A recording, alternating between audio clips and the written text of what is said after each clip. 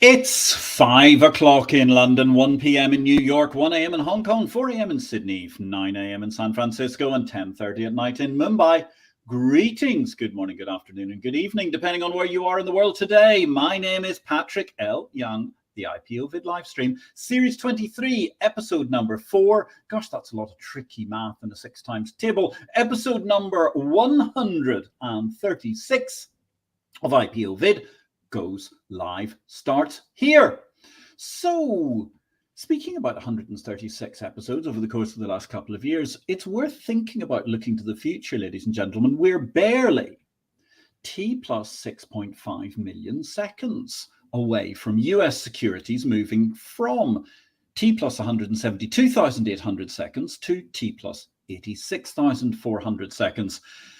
Your Memorial Day weekend is going to end with US securities, along with Mexican and Canadian stocks, all settling T plus 1 day. That's going to be quite an epic occurrence altogether. I've been discussing it recently in the newsletter for the ACE vendor Vermiculus. The little worm is wriggling with gusto. You can catch their newsletter discussing all about the moving to T plus 1 experience at vermiculus.se on their website. Meanwhile, Exchange Invest produced a simple chart to show just why SIBO isn't a takeover target after CEO Tomczyk was pressed to deny M&A rumours once again. You can see it on screen right now, ladies and gentlemen. More importantly, it's free to Exchange Invest subscribers. And guess what? If you sign up right now for a free 30-day trial, we'll send you a free copy of the diagram as well. How's that for a little M&A cheat sheet so that you can look more intelligent around the water cooler in the business of bourses? Speaking of the business of bourses, well, the FIA had their 49th annual Boca Raton FIA Futures Industry Association conference just last week. It saw a lot of a leading C-suite thought. And by the way, after you've listened to this, I would suggest you go off and look at the New York Stock Exchange's podcast Inside the Ice House, where they've got the marvelous thoughts of Ken Griffin. Very, very interesting and stimulating podcast there. But of course, you only get the audio. You don't get the video as you do with IPO-VID. Amongst other people leading the C-suite thought at Boca Raton, aside from Ken Griffin, of course, was Adina Friedman, who noted very presciently money flows continue to be global, even if politics are becoming more local. At the same time, Jeff Sprecher outlined planning complexity. We're thinking, as Jeff said, a lot more about the long-term relations between regulators and countries in a way we hadn't had to do when we built those businesses. Our thoughts on that were all in Exchange Invest during the course of the last week. If you're not already getting ahead of what's happening in terms of thought in the bourse business, you need a subscription. Go to exchangeinvest.com. Only $379 a year. Cheap at half the price, cheap at a fraction of the price, and actually only a fraction of what you'd pay if you want to subscribe to the Financial News of London, for example. So very cheap, under $400, and we're offering you a free 30-day trial. Meanwhile, Deutsche Börse, they're building a dark pool. Very interesting move over a decade after DB1 pulled their dark pool cooperation with Liquidnet. Full disclosure, I was on the board of Liquidnet Europe at the time. Now both Deutsche Börse and Euronext are eager, in fact, to have their own block trading platform.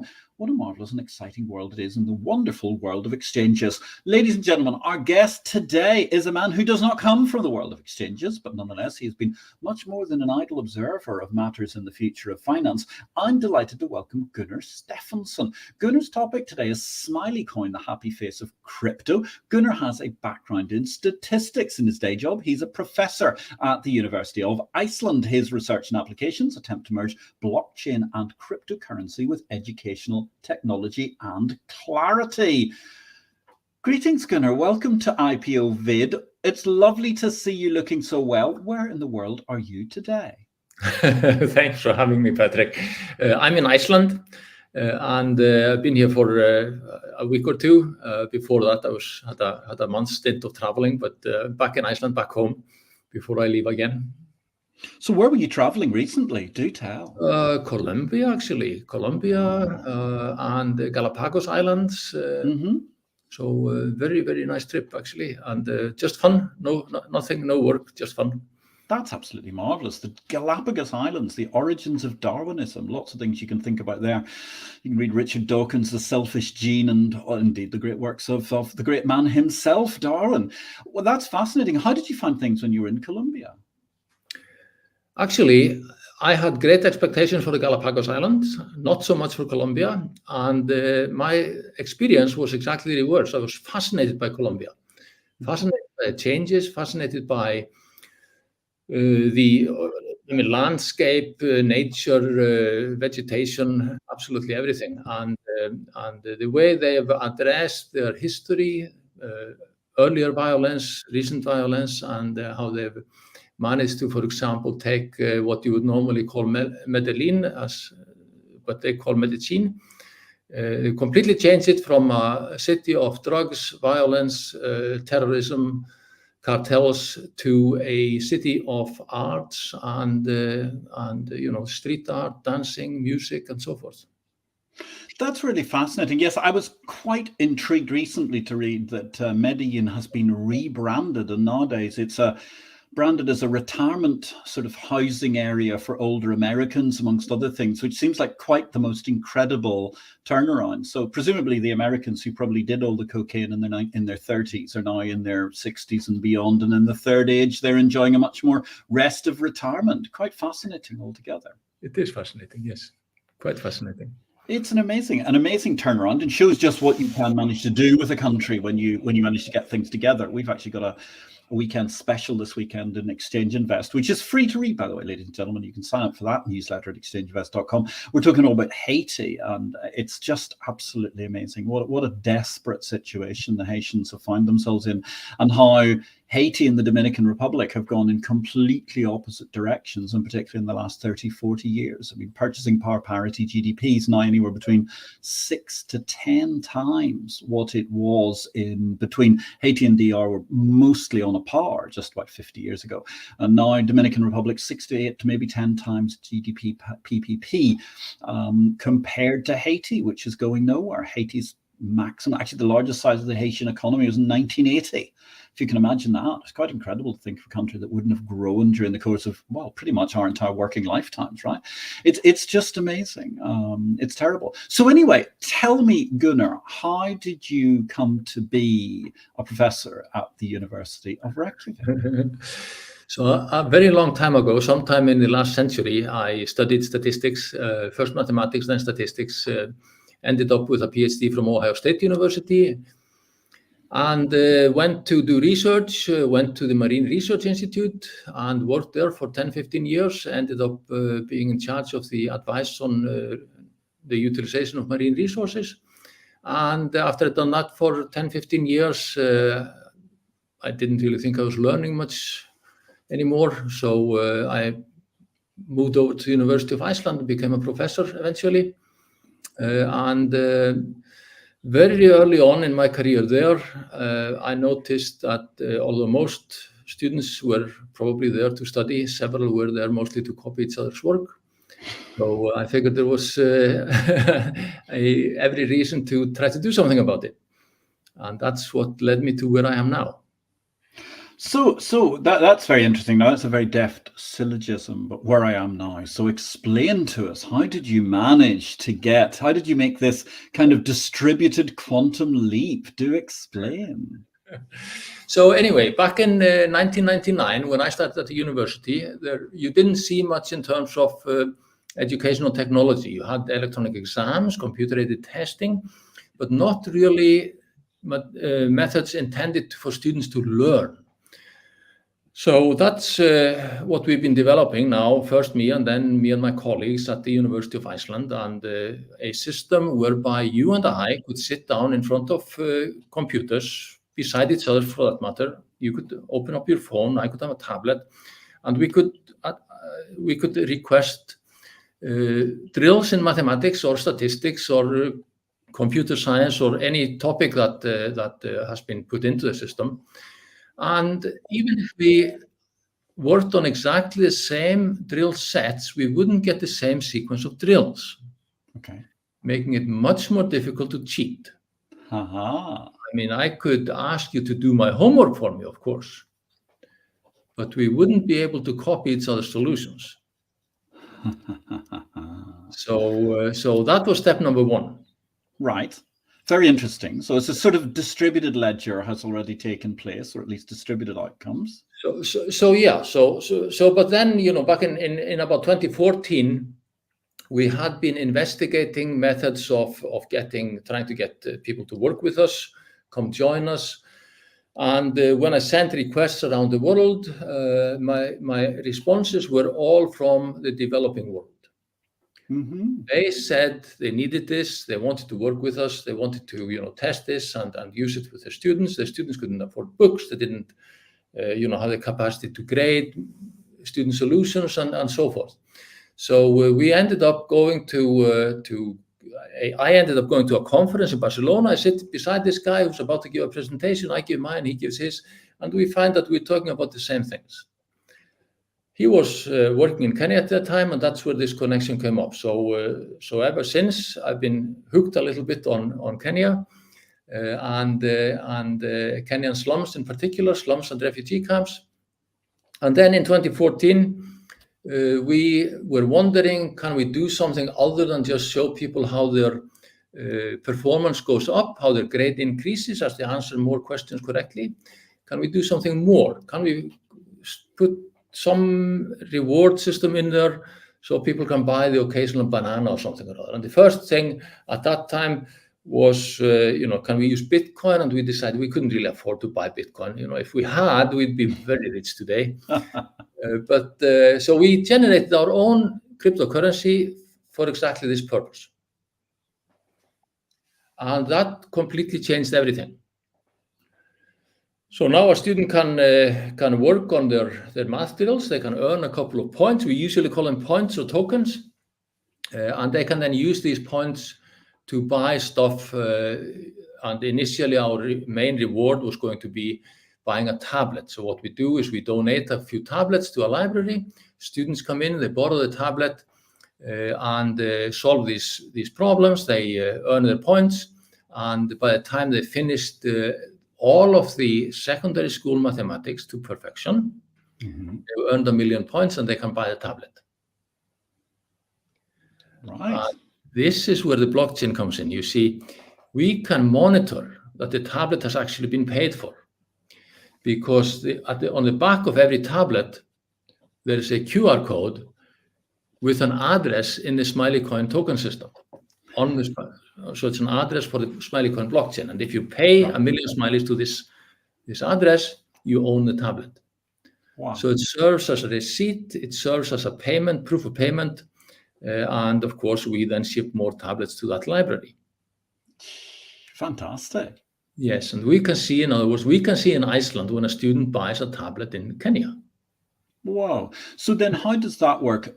In Iceland, you're essentially paying for and donating the tablets, yes. And then so it's a way of incentivizing students, yes. Through charity, but it gives them a step to manage to take their lives forward by owning their own tablet and therefore having their own machine. But in the meantime, they get all the benefits of it while they're paying for it. And they're not subject to swinging financial interest rates. They're actually incentivized to learn.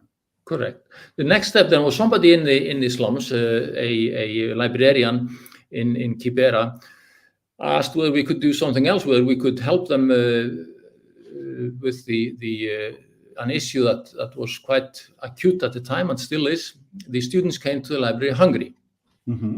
So, and we said, we're not in the business of writing blank checks, which nobody knows what is anymore. But if you can fold this into a Smileycoin economy, then we're more than happy to take a look at it. So out of this came the Smiley store. This particular librarian basically took a small table and put bananas and protein bars and sanitary pads for the girls and scratch cards for airtime or data bundles. Put them on the table, on the desk, and said, you can buy these things for Smileycoins. And this is where the blockchain really excels, because we assigned an address on the blockchain to the library. The students pay by putting money into that particular address. And the librarian gives them, the banana or the sanitary pad or whatever they purchase. and we see a record of the transaction all the way to Iceland. So we can then reimburse the librarian for the costs. Right. And it's very hard to see how you would do this in any other way.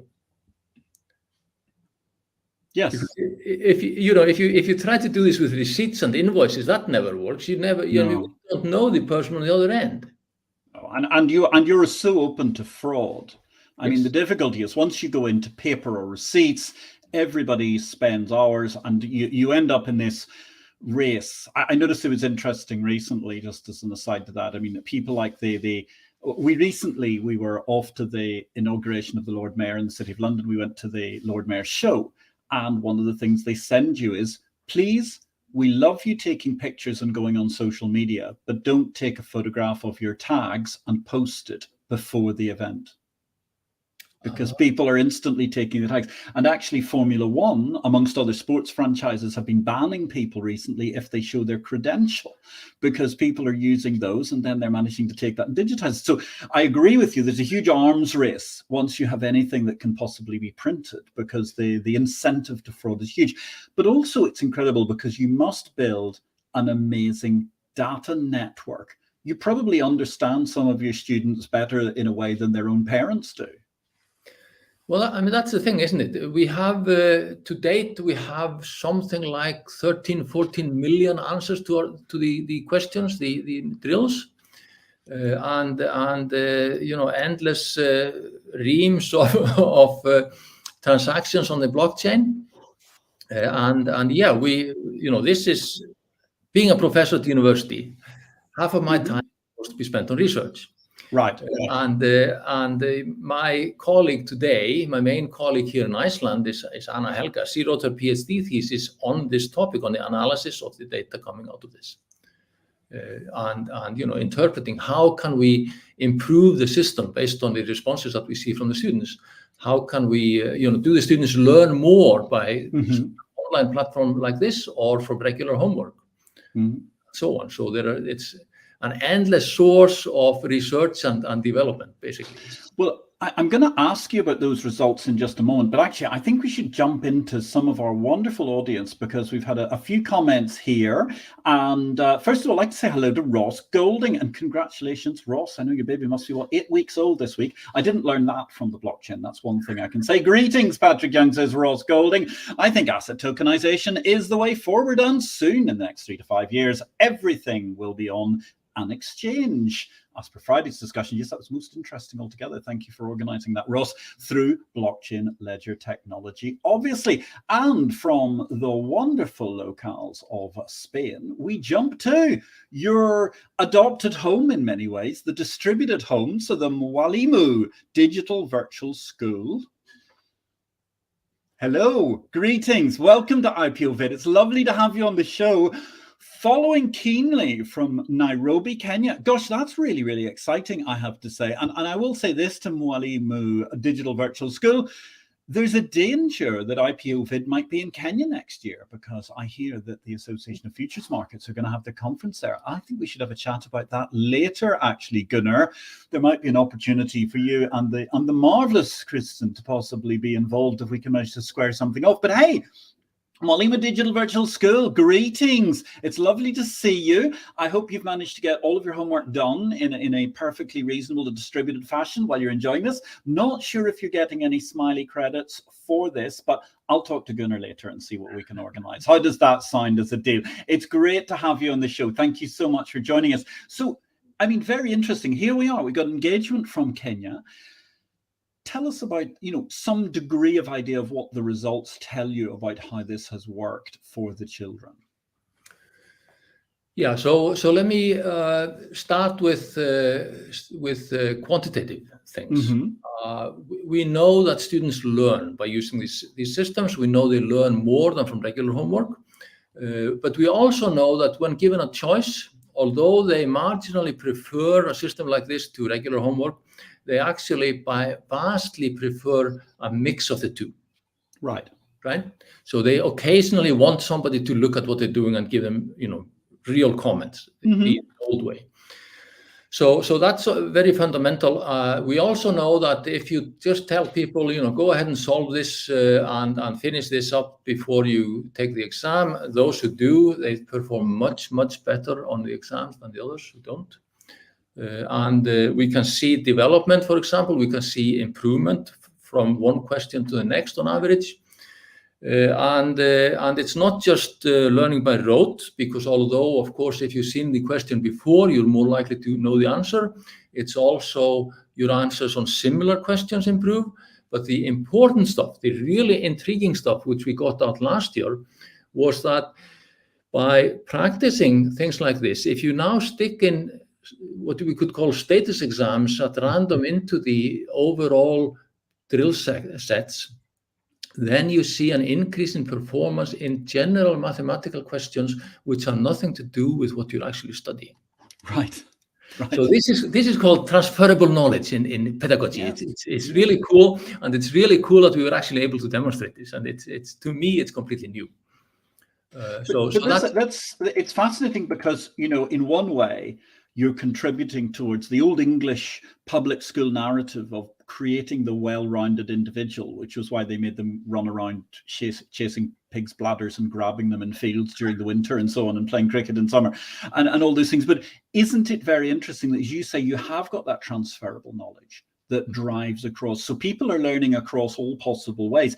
And also, clearly, they're honing their digital skills because you're making them use digital technology, which is a great thing, because those who emerge out of certain scholastic systems where they've barely used anything other than a chalkboard or pen and pencil can be singularly ill-equipped for the future. Yes, and this is very important. The first place we went to, Takaviri Island, and the first time we went there in 2016, these students had never ever seen any sort of electronic tablet or computer or smartphone. Wow. They took to this, like one of our colleagues said, like fish to water. After 20 minutes, they looked at this, and they'd been, solving math drills for 20 minutes. And somebody asked, are there really only math drills on this? And somebody else pointed out that they could actually access Khan Academy. Right. So somebody looks up Khan Academy, and 5 minutes later, they're sitting there balancing chemical equations. Fantastic. We didn't even know they could access them. Right. But isn't that absolutely marvelous? I mean, it's fantastic. And in fact, we've got some extra comments coming in from oh my goodness. So we have got Ericsson Onyango following from Kakamega, Kenya. How are you, nice guys? We are nice guys. Well, we are delighted to see you. You're nice guys too, and it's a wonder to have you on the show. Isn't this a great thing about this digital information superhighway thing? I mean, some people think that it's just a way to get the same old stale news channels the world over, but we can talk to everybody everywhere in the world. And actually, I have a question about that I want to come back to in a minute. Now, our readers might join in as well. By the way, if you're watching at this point in time, whatever platform you're on, give us a little love, please, okay? Because it's not just that this is the ethos of Smileycoin, which is spreading the knowledge and spreading the love. It also helps the artificial intelligence bots understand how important this stuff is. And therefore, it means that we can manage to distribute more information about what's going on and hopefully grow the Smileycoin universe, which I think would be absolutely fabulous. And indeed, we have a follow-on from Mwalimu Digital Virtual School. Thanks. Welcome to Nairobi next year, 2025. As you've indicated, Karibu Kenya, Hakuna Matata. Even I can manage to say Hakuna Matata. That's about the only thing I can possibly do. I haven't tried any Duolingo courses yet on that, speaking of electronic learning devices, but I must think about it. Thank you very, very much, Ericsson Onyango, and thank you very much also the Mwalimu Digital Virtual School for joining us.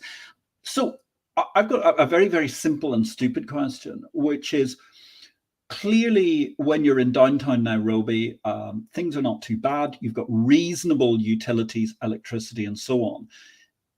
What do you find with Smileycoin? I mean, is there a problem with people simply not being able to access either electricity to charge their tablets and or the internet in order to be able to interact with what's going on and interact with the blockchain? The reason we went to Takaviri Island originally was that we were told if this system could work in Takaviri Island, it could work anywhere in Kenya. Right. And at that time, the homes didn't have electricity. There was very few buildings anywhere had electricity, but one of the school buildings had unstable solar panels. Mm-hmm. The mobile phone network was sufficiently poor that we could never really obtain a stable internet connection, and we could still get this to work. Wow. But in that particular scenario, we had to install a small server which ran off a battery, by the way. So when we lost electricity on the first evening, when the kids came back for an extra session, everything worked with no issues whatsoever. They just continued working using the tablets, which of course have a battery, and connected to the server, which had all our stuff preloaded. But today, Safaricom has pretty much connected all of Kenya to the mobile phone network, and they sell routers, or routers you would call them, which connect to the mobile phone network. Brilliant. So we're actually pretty well set now, and we give the sites a grant to purchase the first router if need be, but apart from that, we can get everyone pretty well connected. But of course, initially in Takaviri, without the connection, we couldn't use the Smileycoins. Right. So nowadays, people go into the store, they buy a Safaricom router and hook it up, and they're online, and that's all they need. That's absolutely phenomenal. It's really incredible. And it is one of the joys of the modern economy that particularly economies, I mean, continents like Africa and particularly sub-Saharan Africa managed to make this incredible leap forward, no longer having to put copper cable into the ground. They could build their data centers underneath big cell towers, and then from there they could distribute, it's so great to see that in action. And obviously then it's just a wonderful miracle that it makes it all the way back to you, right the way around the globe. And I'm just watching because we're getting lots of messages. The bandwidth's obviously very good tonight from Kenya. Jeremiah Otieno. More love from Jeremiah, all the way from Harvest School, Nairobi. Well, bless you, Jeremiah. It's lovely to hear from you. And meantime, we've got, the generic name of mathematics tutor. Hey, maybe we can just call you Maths and be altogether familiar, if that's okay, mathematics tutor. Watching from Bungoma, Kenya. So there you go. You've got such a great lineup of your fans, supporters, students who are coming to you from all around the world. That's particularly from the heartland of the Smileycoin initiative in Kenya. And hopefully I've got all of the messages there as I was going along. Oh, I think I might have missed actually a lovely heart from Zachariah Mbasu. Thank you very, very much, Zachariah. Really, really appreciate that. Do hit the like button if you can, ladies and gentlemen, because that really helps us in order to manage to make sure that everybody knows about this show and more people learn about Smileycoins. Now, we talked about fundamentally learning. But one of the things that really interests me that you talk about, I mean, obviously students can pay for their tablets, but as you say, they can also pay for foods, which is great because that in itself is another piece of educational benefit because you're making sure that students eat healthily. I suspect, fortunately, Kenya hasn't so far managed to fall to the whims of the Western world, or particularly the United States of America, Great Britain, and parts of Europe, where all snacks for children seem to be innately unhealthy. So I suppose, but nonetheless, it's good that you can encourage that healthy eating. Eating, and tell us a bit about that. I mean, is it a conscious decision to try and encourage? The conscious decision mostly is to try to give people some food. Right. But by the time we tied this into the Smileycoin economy and let it loose, we leave it to whoever's in charge of a given location. We call them Smiley guides. They may be librarians, teachers, headmasters, and so forth. They set up a Smiley store. The students can come in and buy stuff. The sanitary pads for the girls are very important because in some cases they can't make it to school. But the foodstuffs are also very important. And it turns out that the students often are not so interested in just buying a banana or getting a snack. They want to buy food for the home. Wow. And that's where you sort of stop and say, what's happening here? And we then get reports from the libraries, and now I'm into the qualitative results. We get comments from the libraries saying, for example, a girl came in today. She told us she's no longer asked to go downtown to clean houses, but she is asked to stay home and study because she occasionally brings home 2 pounds of flour. Gosh. Yes. That's spectacular, actually. That really is an economic revelation in every possible way. Yes. That's incredible. And I think, sorry to just interrupt you, I didn't want to belittle it, and actually it's a point I want to bring out.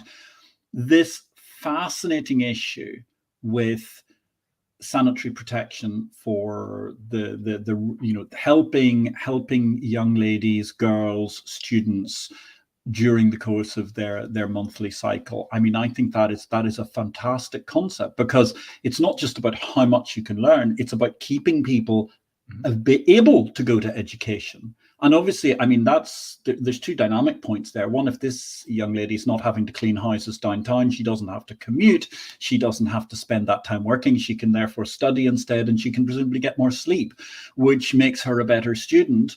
And at the same time, presumably, she's able to make sure that she can deal with those things that she needs for sanitary protection and so on. And that keeps her at school rather than missing 2 or 3 days a month.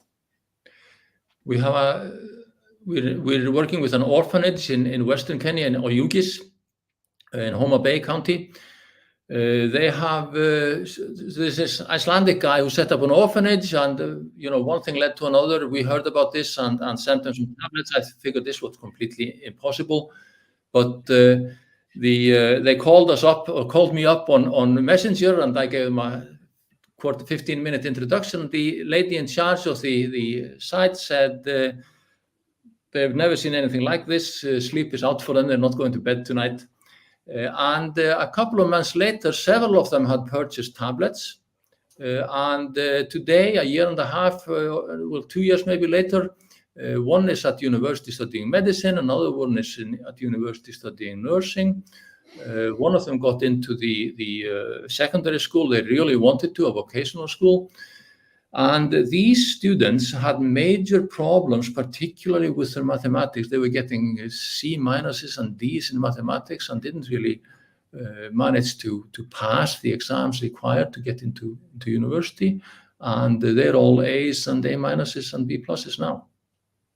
That's phenomenal. And actually, we've got a lovely message here from Ibrahim Jatani. Undoubtedly, Smileycoins has put smiles on the faces of many needy students by putting tablets in their hands, thereby empowering them digitally and also instilling in them love of maths. A fabulous message. Thank you very much for that, Ibrahim. I mean, it's really, really heartwarming and inspiring to hear this great tale of human progress, which you've initiated and distributed out there to the world, Gunnar, but it's the students making it work for themselves, which is fantastic. True empowerment, which is incredible. And I'm going to interrupt you before we go back to the conversation there, because it's time to discuss a little tale of empowerment. As you know, ladies and gentlemen, we have a book of the week, which we look at regularly in this segment. It's also available free of charge in our weekend newsletter at exchangeinvest.com. Sign up for the weekend newsletter. It's totally free to be delivered to your home.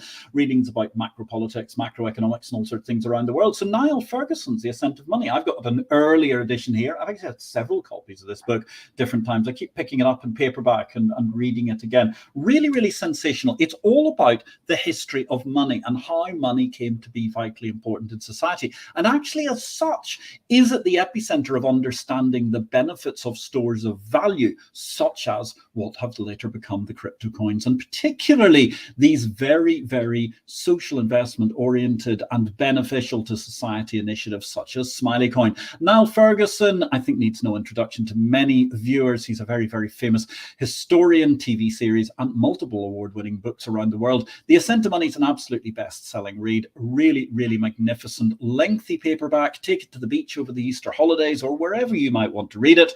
And don't forget, as well as that, if you're looking for something to take you to the future of money and the future of finance, then think about one of my books, like Victory or Death, for example, the most recent in my canon of tomes, looking at the future of blockchain, cryptocurrency, exchanges, financial markets, et al. So here we are, ladies and gentlemen. I do believe we've got another comment. Oh, we've got several more comments have stacked up, which is absolutely fabulous. Let's go through those, Gunnar. Zach Mbasu, this is very powerful. Breaking down barriers to education, offering new learning methods, opening doors to a world of knowledge and opportunity for girls in rural areas. I think it's fantastic. It's for girls, it's for boys, it's for everybody who wants to learn. And that's just a fantastic empowerment tool that really delivers something incredible. Thank you very much, Zach, for your contribution. Now we've got a LinkedIn user. I'm sorry, I'm not sure what your name is because of the way the LinkedIn feed sometimes works. Oh, I do believe the LinkedIn user. How could I not possibly guess? It is my true love, a woman who's well known to you. Incidentally, if you want to check something out, Professor Gunnar did a fantastic PhD, Positivity Hacks Delivered, with the Woman on It channel just last year. Woman on It, the woman behind that is none other than my brilliant wife, Beata Young, and she's saying, hello, Professor Gunnar. Fascinating discussion. Thank you for your continuous help to underserved communities. Hear, hear. And Beata's followed up with a question. What are the advantages of using a cryptocurrency for charitable purposes compared to traditional methods? Ooh, deep question.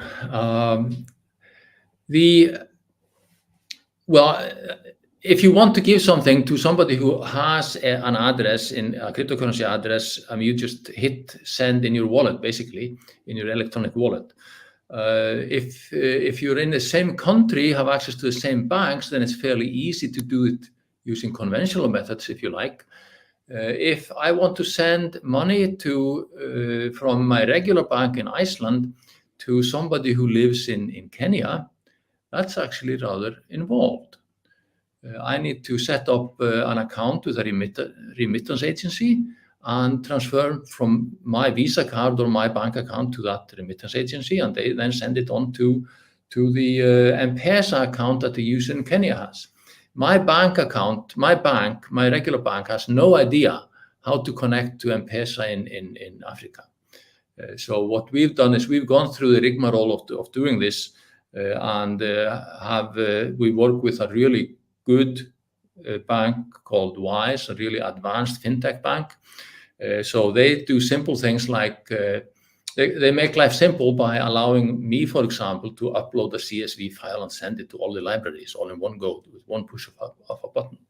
And if you want to do stuff like that, that's much more difficult in ordinary banks, but trivial using cryptocurrencies. So if you want to do fintech, it's much easier. But if you just want to give to somebody who lives in the same town, then it's not so much difference. Unless, of course, you want to remain completely anonymous, which would be difficult with Bitcoin anyway. Then you get slightly more anonymity using cryptocurrency than the regular bank transfer. But I think, obviously distribution, cost and speed are fantastic. And particularly so, you mentioned M-Pesa, who are a fantastic business across many parts of Africa, and also Wise, who've got a huge footprint around the world. We use them ourselves for distributing. They're absolutely magnificent for a lot of their payment services. But it is clearly difficult when you're dealing with particularly restricted currencies, that it can be very difficult to move the money in and out of, which are still prevalent, unfortunately, through much of Africa. And even, let's face it, it's quite difficult to get your money moved around in South African rand, let alone in the currencies of Rwanda or wherever. So, I agree with you. That's a key thing. We have a question from Woman on It coming tomorrow. Woman on It will have their show at, I do believe, the same time same time tomorrow on their channel, the Woman on It channel. Congratulations, Professor Gunnar. On behalf of our communities, we send you words of gratitude. What are the biggest challenges Smileycoin faces in terms of adoption and integration into educational institutions? Okay, so we are able to quite easily integrate into various informal institutions, such as libraries, reading clubs, entities called School of Hope, run by Challenge Aid, another charity, orphanages, and so forth. We can integrate with these quite easily because they're informal. Some of the schools, and in fact we have representatives of them here on this list from Harvest. Some of the schools have taken the content we have and integrated them with their traditional curriculum or with the way they teach. And so that then stops being a challenge really in institutions where we have forward-thinking people who want to adopt new technologies. But with the general educational institutions, you take my own country, take Iceland, people tend to be quite fixed on the way they have done things and want to continue in the same way. It's difficult to get them to adopt new technologies, and people usually see it as a burden rather than a way to ease their work in the longer term. Smileycoin itself, wherever we go with the Smiley charity, the Smileycoin tends to follow. People happily adopt this. They're very, very enthusiastic about it. We will probably get to talk a little bit more about Smileycoin near the end. What we're using it for right now is sort of short economic threads. The students earn Smileycoins. They go to the Smiley store, they buy something which we then reimburse for. And this is not, a detailed economy. And that is a problem in terms of trying to expand its use and trying to make it more worthwhile for the students to use it. We would also like to be able to hire people, for example, generating content. I think we know how to do this, but it is a challenge, and it's something we will need to address in the future. Now, of course, there are banks. I know several banks, including my own bank, that do not want to touch anything crypto related with a 10-foot pole, and it's an official policy of the entire establishment. And as long as that remains the attitude, we will have a continuing problem with adoption. But of course, that just means that people go out and do their own thing, and it's not all good either. It's a very interesting issue because, presumably the scope for expansion for Smileycoin is quite vast. It's got to be into tens, if not hundreds of millions of children and students around the world. Yes, we celebrated our 4,000th student in January, and we basically are standing on the brakes right now. And some of the participants in your thread, they already know that we are, we're trying not to allow students too quickly into the program because we need to have the money to pay, to give them tablets if they succeed at what they're trying to do. So we need to do this slowly and in an orderly manner, if you like. But yes, there's no real limit here.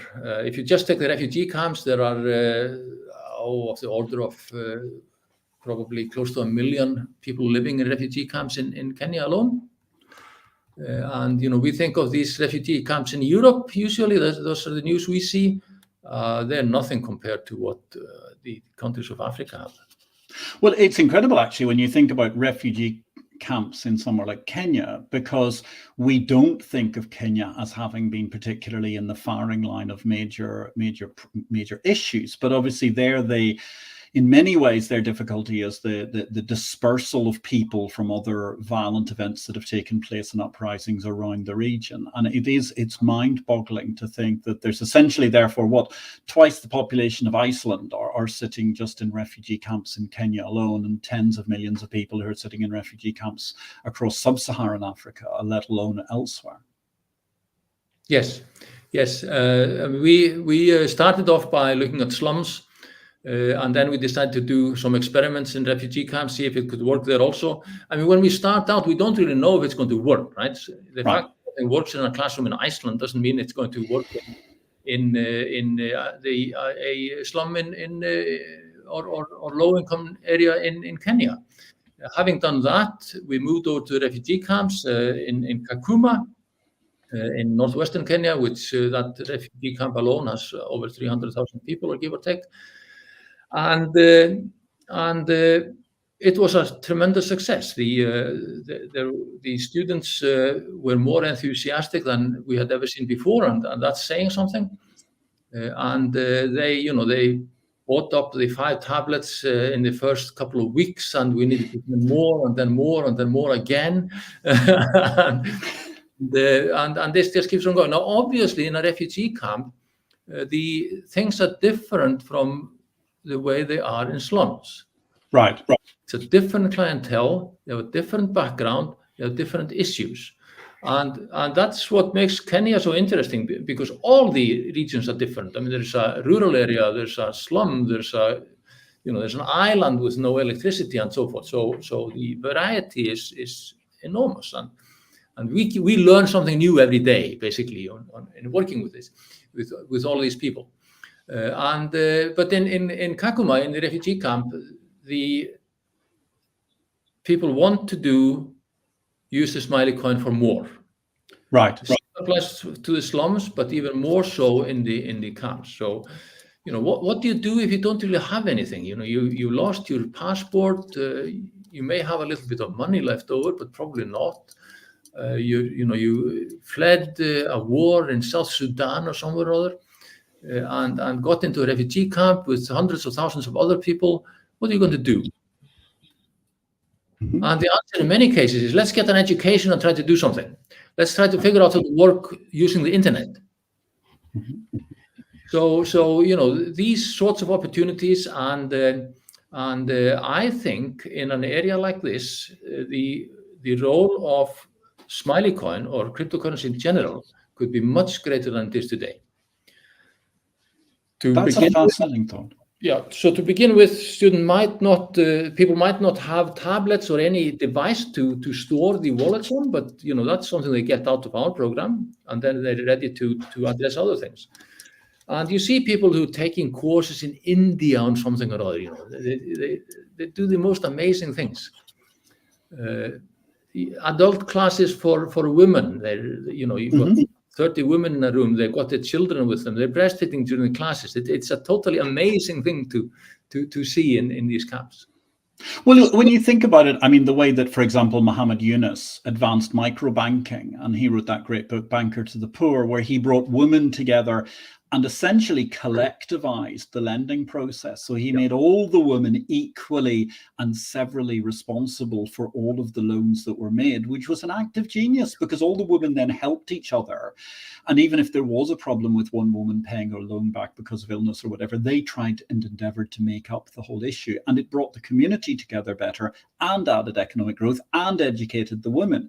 And it strikes me that Smileycoin is the beginning of the same revolution through education, let alone through money, because you're de facto, while adding to their math, you're adding to their financial education by showing them the power of what's a cryptocurrency that has a use case can do, as opposed to merely empty pixels and a lot of hype, as we often see in the West. Yes. I mean, you're making my case.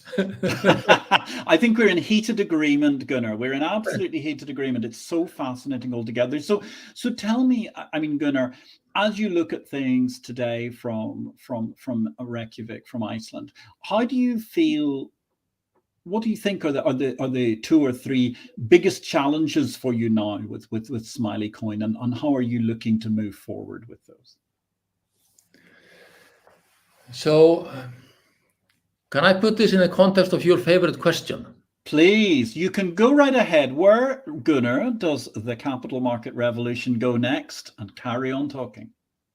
So I think the next step in the capital market revolution is mangoes. Mm-hmm. So I figured I'd stim you with this one. So our biggest problem today in our market, which is the Smileycoin market, is that the threads in the economy are too short. Students who earn Smileycoin go to the store, buy stuff, and the store can't get rid of them, so we need to buy them back, basically. We need to do something to generate a larger use case, wider use case for Smileycoin. So what we've done now is we've written into our next project proposal to see if we can do something simple like grow trees in the schoolyards. Okay. And we contacted a few of them, and they said, yeah, good idea, let's do this. And all sorts of different reasons for it. The kids are hungry, we need to find more uses for Smileycoin, so let's grow some trees. something that's useful, mango trees, avocados, whatever will grow in a given place.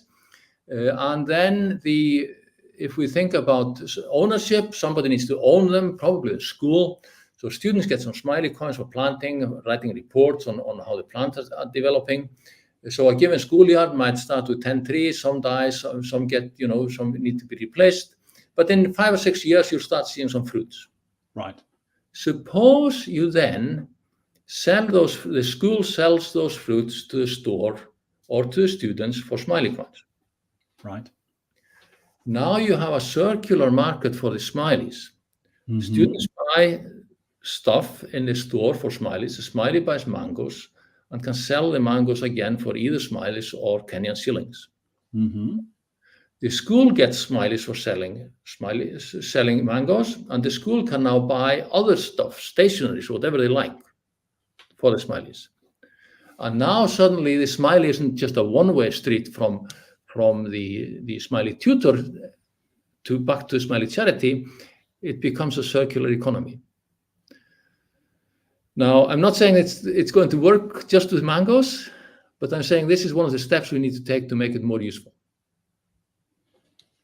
That's fascinating. So creating an entire economic ecosystem that feeds with the Smileycoin at the center, which is both the incentive and at the same time can be something that offers a store of value and a transactional implement that therefore keeps rotating rather than having to worry about a sort of this mysterious central bank treasury in Iceland, which manages to be the provider of all the tablets and all of the other informations. Quite fascinating altogether. A really, really intriguing discussion altogether, Gunnar. It's been a joy. Thank you, says Woman on It, summarizing beautifully, for this discussion, letting all gain deeper understanding of the founder's vision for Smileycoin and its potential impact on the education and charity sectors. Hack the future, Professor Gunnar, says Bat Young, who's a Woman on It. You were on her PhD. Actually, you've been on twice, haven't you? But you were on specifically talking about Smileycoin, I remember, and how that helps particularly female students as well as the male about a year or so ago. Look, this has been the most incredible, inspiring discussion, and I think it inspires a lot of us who've had major league issues in relation to a lot of the factors around what has become a very short-term, greed-driven, and one has to be said, somewhat criminal enterprise around certain aspects of cryptocurrency. It's really interesting. Keeping fingers crossed for your plans, Gunnar, comes the message from LinkedIn, and I think we all echo that entirely. Let me just say, Gunnar Stefansson, professor at the University of Iceland, it has been marvelous. And if nothing else, the one great thing is you ended up with, I imagine, more statistics than you could ever possibly have imagined you were ever looking for at that point in time. Let me just add that keeping fingers crossed for your plans, Gunnar, is from our dear friend Jonathan Cowan. Great to see you, Jonathan. Thank you very, very much for joining the show today. So you have an incredible, I think, data lake of your own in the center of Reykjavik. In fact, it must be boiling over. It must be close to being a data volcano if we're not careful. Wonderful altogether. Thank you very much for all of your comments. Jonathan Cowan, Ross Golding, Mwalimu Digital Virtual School, no less than two comments. Erickson Onyango, Zachariah Mbasu, Jeremiah Otieno, mathematics tutor in Kenya as well, Ibrahim Jatani, Bati Young, and Women on It. We really, really appreciate all your comments. That's been this week's incredible show. Utterly, completely a delight to see you. And at the last moment, we have a great comment from our commodities doyen, Anne Berg. Anne Berg is saying, thanks for such an inspiring idea. Grounds up creation of the microeconomy. Coming there from the UNFAO's former commodities advisor. That's strong praise indeed. Absolutely marvelous. And in fact, we're getting a rush. Mwalimu Digital Virtual School, a tablet in the hands of a young Kenyan, serves a preparation for embryonic and rapidly evolving AGI, artificial general intelligence. you keep working on all of those aspects of the general intelligence. There's students and schools in Kenya. This has been a marvelous show. I just want to say a huge thank you to everybody who's participated. Massive thanks to our production gallery today. Thank you, Herminia, Jamil, and Marianne. Super show from start to finish. Hopefully we'll get a chance to get you back at some stage and talk a bit more about Smileycoins and generally cryptocurrency for good, because I think that's something that hasn't been on the right side of the distributed ledger for a while.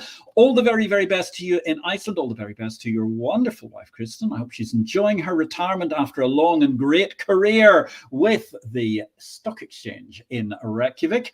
Gunnar Stefansson, this has been a magnificent show. I'm Patrick Young, and next week we'll be joined for IPO-VID 137.